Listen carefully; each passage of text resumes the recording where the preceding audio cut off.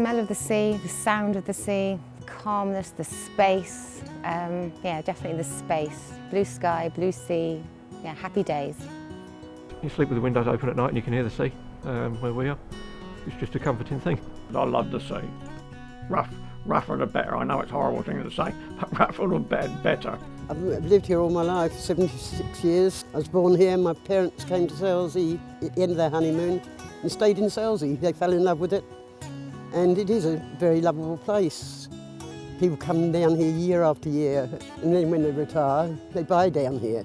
I love the fresh air. Whenever I go to Chichester, I find it's very thick and it's too hot, and I do enjoy the air from here. Living by the coast is something really special, and I don't think everyone can understand it if they don't live next to the sea. Coastal communities sort of develop their own culture, and yes, you get other people coming in who just want to live by the coast, but they get caught up in the culture. I think we live a very different life, a much freer life than you would do living inland. If I couldn't live by the sea, well, I'd be really sad. I mean, it's quite a lot to me. It makes people really happy because it's just fun to go to the beach. Oh, it's the most amazing place. It's so dynamic. That's what I really love about it.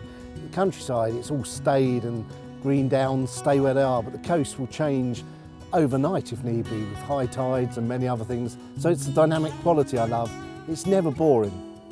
My earliest memory of the beach is probably walking down to the beach after school with my mum and coming and sitting down here with an ice cream and then paddling in the beach. Rock pooling. Yes, I loved going rock pooling, looking for crabs and anything else I could find, shrimp in.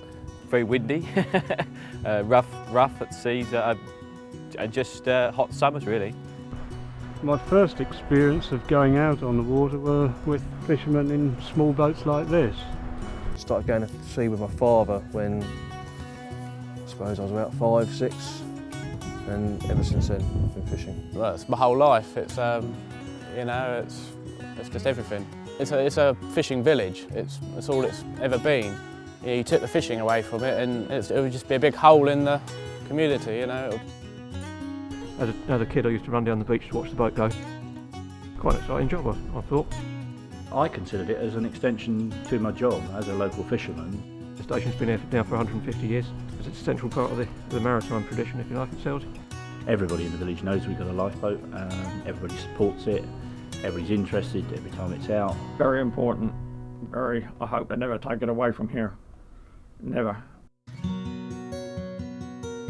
This particular area is such a rarity to have such space. Everywhere else, Brighton, Worthing is so built up, and you've got this little gem back by the downs. It's a very rich environment. I mean, you've got the beautiful sand dunes of East Head, one of the fastest, if not the fastest moving sand and shingle spit in the UK, and it's covering a beautiful salt marsh, and in wildlife terms it's the richest in the world. There's more life in a centimetre of a salt marsh than there is in a rainforest. Well, really it comes down to species. Without animals and plants we don't exist, and we've got a huge diversity of animals and plants, and it's keeping that and keeping the balance. I want to be able to fish here for as long as I live. I'd like any children to fish here if they wanted to as well. I'm sure most people feel the same. Managing coastal change is happening, but it doesn't mean you should walk away from it, you should manage it.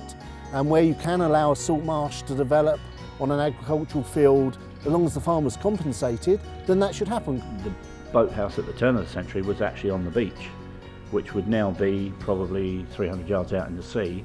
Our old second coxswain, George, well, in my lifetime, he said, I played cricket, grown onions and caught prawns in the same spot. The coastline is important to the whole of British Isles. I mean, we are an island, or islands, and we can't afford to shrink. Great Britain is getting smaller Britain. The sea has been the best part of my life. I hate to move away from it. If I ever go inland for a day or so, it's something I always want to get back to at the end of the day. No, never move away, no, definitely not. It's my life. It's nice to be able to walk 30 seconds out your door, down to the beach, and you're on the sea. You can't beat that, there's nothing better. You don't really realise you've got a relationship with the sea until you're away from it. You have to remind yourself how lucky you are to live on the coast. I've been to a hell of a lot of seaside places over the years, and I must admit this is still my favourite. That's everything. Bring the kids here, walk the dogs here, wouldn't be about it. Wouldn't want to be about it. I've got a lot of children and grandchildren who live in the village. I'm hoping that as they get older, they'll have the same pride in Selsey, the beaches, or any beach in the country. I think we borrow the land for the next generation, and we hope to educate the young people so they look after it for the next generation after then. We need to make it sustainable. It is a beautiful place.